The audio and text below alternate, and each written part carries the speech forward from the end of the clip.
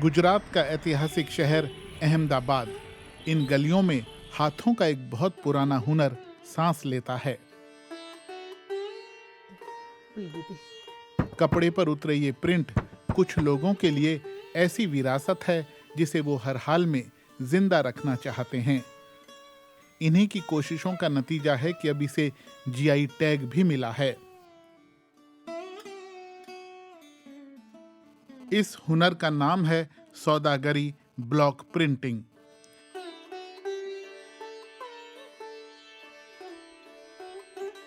सौदागरी एक वर्ड है जिसको दो पर्शियन वर्ड है, सौदा मतलब ट्रेड और गिरी मतलब ट्रेड का एक्सचेंज होना, तो ऐसे इसका नाम पड़ा सौदागिरी।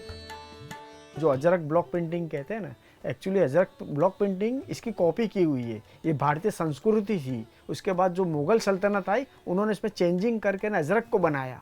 एक्चुअली देखने जाए तो भारतीय कला यही है, सौदागरी। 2007 के अंदर मेरे फादर को एक क्लस्टर मिला था जो 3 महीने का था, सौदागरी ब्लॉक प्रिंटिंग का ही। तब मैं 10 साल की थी, तो तब से मैं इनके वहाँ जाती थी। पर ऐसे कि मुझे अच्छा लगता था, मैं तभी प्रिंट करती थी धीरे धीरे। फिर रहते रहते मैंने स्टडीज़ कंप्लीट की मैंने। फिर अराउंड 2017 में मैंने फाइनली सोच लिया कि इसको ज्वाइन करना है। उसके बाद मैंने MBA भी किया और साथ में ये भी करती गई। हमारी कम्युनिटी छिपा कम्युनिटी है, तो हमारी कम्युनिटी में सब लोग पहले छापते थे और हमारी कम्युनिटी की लेडीज़ है वो लोग प्रिंट करती थी और जेंट्स थे तो वो फैक्ट्रीज़ में जाते थे प्रिंट करने के लिए। अंदर बरस थी जल्दी कर रही हूँ, तब 3 साल हो गया, अभी छोड़ रही हूँ। अच्छा, 15 साल के थे तब से कर रहे हैं, बस अभी पिछले 3 साल से इन्होंने करना छोड़ा है। चालू मेरी माँ करती थी नहीं, बीच में घुस घुस कर अपनी भाषा में क्या हाँ बराबर है। इनके मम्मी प्रिंट करते थे ना, तो बीच बीच में जाकर ये भी धीमे धीमे करते करते ऐसे सीख गए। 300 इयर्स पहले मस्कती फैमिली थी, वो लोग माइग्रेट हुए थे इंडिया, तो वो लोग ये क्राफ्ट साथ में लाए और फिर अहमदाबाद के जो वर्कर्स थे, छिपा कम्युनिटी के वर्कर्स, वो लोग के पास से जॉब वर्क करवाते थे। तो इस तरह से हम लोग करते थे। और वो जो प्रिंट हुआ कपड़ा था ना, वो थाईलैंड उस टाइम पर सियाम से के नाम से जाना जाता था, तो वहाँ पर एक्सपोर्ट होता था। और उसके अलावा यमन, ओमान, वो सब मिडल ईस्ट की कंट्रीज़ है, वहाँ पर भी सौदागरी प्रिंट के कपड़ा था वो एक्सपोर्ट होता था। ब्लॉक प्रिंटिंग का काफ़ी कारोबार चल रहा था, बहुत अच्छा चल रहा था। फिर जो ब्रिटिश सरकार ने यहाँ पर मिलें बनवाई और मिलें बनने के बाद स्क्रीन मशीन पे सब प्रिंटिंग होने लगा, तो उस हिसाब से हमारा जो क्राफ्ट था ये ब्लॉक प्रिंटिंग वो धीमे धीमे कम होता गया और एक टाइम 75 तक तो इसको बिल्कुल ख़त्म ही कर दिया गया था ब्लॉक प्रिंटिंग। इसके बाद रिवाइव, जैसे हमारे पास ब्लॉक पड़े थे, फिर गरवी गुर्जरी है, गुजरात राज्य हाथसाड़ हस्तकला विकास निगम, तो उन्होंने हमको 2002 से लगा के ने क्लस्टर प्रोजेक्ट दिया था सौदागरी का, और उसमें हमने काफ़ी अच्छा प्रोडक्शन करा। उसके बाद हमको लगा कि इस काम को छोड़ना नहीं है, इसको पकड़ के रखना है। ये एक शर्ट बनाने में हमें कम से कम 8 दिन तो लगते ही है मिनिमम, क्योंकि पहले उसका कपड़ा आता है, फिर उसके अंदर प्रोसेस होती है, उसके बाद प्रिंटिंग होती है। जो इमली के दाने होते हैं उसकी पेस्ट बनती है जो कपड़े को और कलर को जोड़ने का काम करती है। ये वाइट पेस्ट होती है, इसके अंदर ये गुड़ और ये आयरन ऑक्साइड डालते हैं और इसको 10 दिन तक भिगो कर रखते हैं, उसकी वजह से ऐसा कलर बनता है। अब इससे मैं कलर बना रही हूँ। ये कलर ट्रे है, इसके अंदर ये जाली होती है, फिर इसके ऊपर ये कंतान का पीस होता है, ये रखते हैं।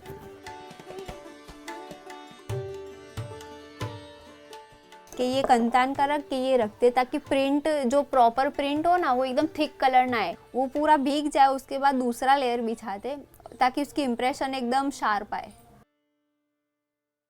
ये पेस्ट है, इसका कलर अभी आपको ब्राउन दिख रहा है।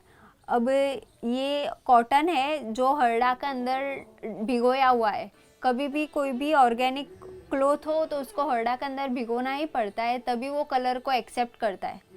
अब ये पेस्ट को आप अगर इसके ऊपर करे एक डॉट करेंगे, जैसे जैसे उसको एयर लगती जाएगी वो डार्कर शेड होता जाएगा उसका।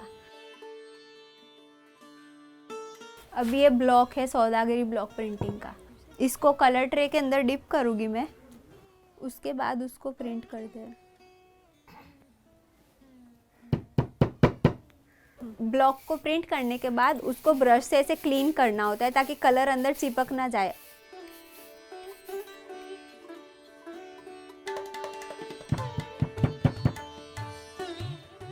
जनरली तो इसकी आउटलाइन करके पूरा दिन 24 आवर्स तक इसको सुखाना पड़ता है, पर अब आपको दिखाने के लिए हम लोग अभी इसकी फिलिंग कर रहे हैं।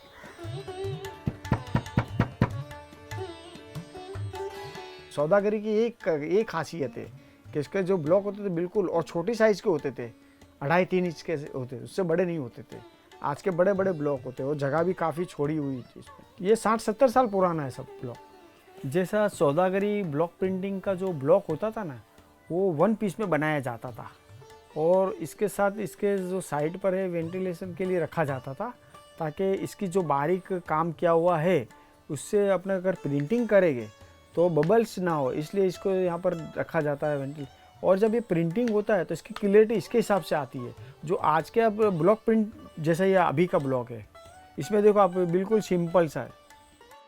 ये जो पीस है ये पोमोग्रेनेट की जो छाल होती है उससे किया हुआ है। ये हरडे से थोड़ा डार्कर है, अभी हमने जो प्रिंट किया उससे डार्कर शेड है, उसके लिए हमें पोमोग्रेनेट की छाल होती है उससे करना होता है।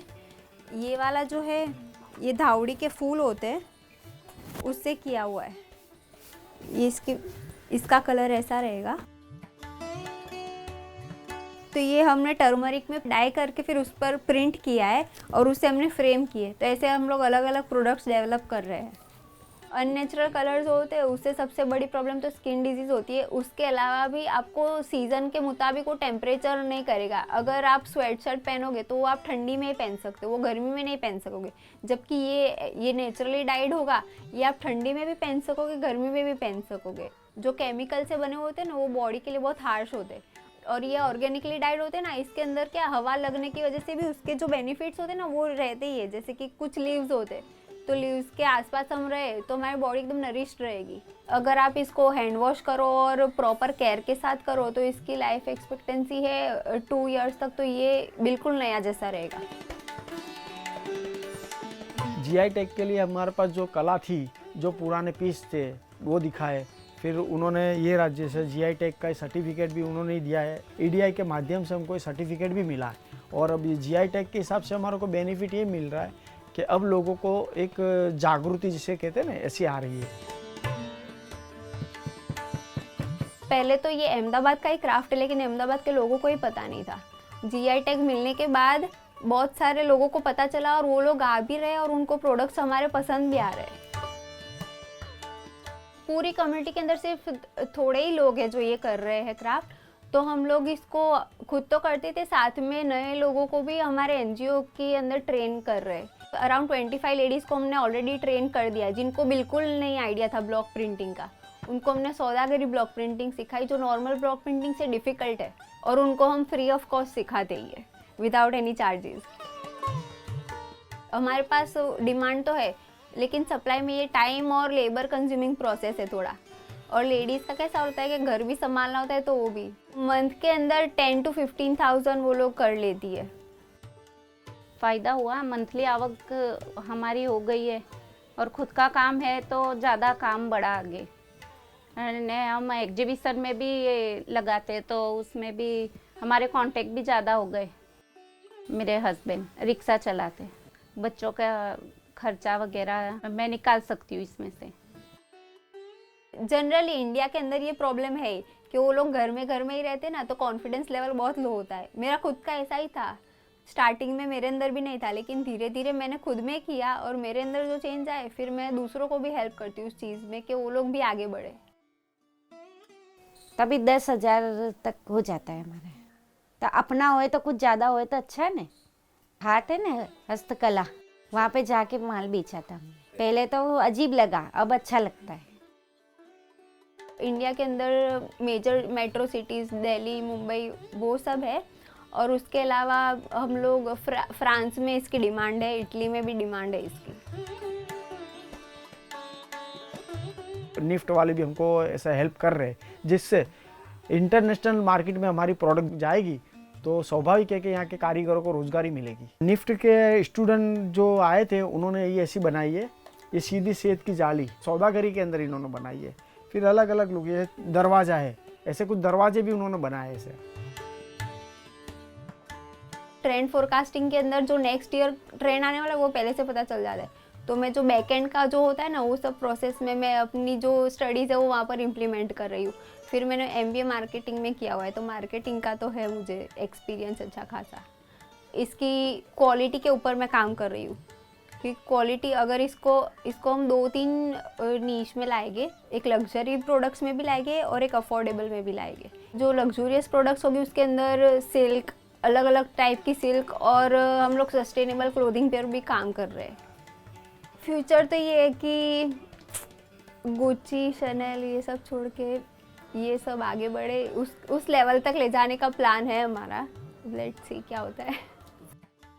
उसके काम से मैं नहीं, गुजरात सरकार भी खुश है। ये हस्तकला जो लुप्त हुई कला उसको संभाल के रखते बहुत बड़ी बात है अपने भारत के लिए। तो उस हिसाब से गुजरात सरकार ने इसको स्टेट अवार्ड दिया है। मेरी कम्युनिटी का सबसे पहला अवार्ड है, तो मेरा तो ये उन्हीं को डेडिकेशन है कि उनकी वजह से ही, अब वो नहीं करते तो मैं कैसे सीखती। अच्छा लगे, अच्छा। मैं भी जीव हुआ कि मैं भी करूँ। हमको देख के बहुत खुश होते ये कि नई जनरेशन भी पार्ट ले रही है ये सीखने में आर्ट को। एक कम्युनिटी ऐसी है गुजरात की, उनके बेटियों को नहीं सिखाया जाता कला।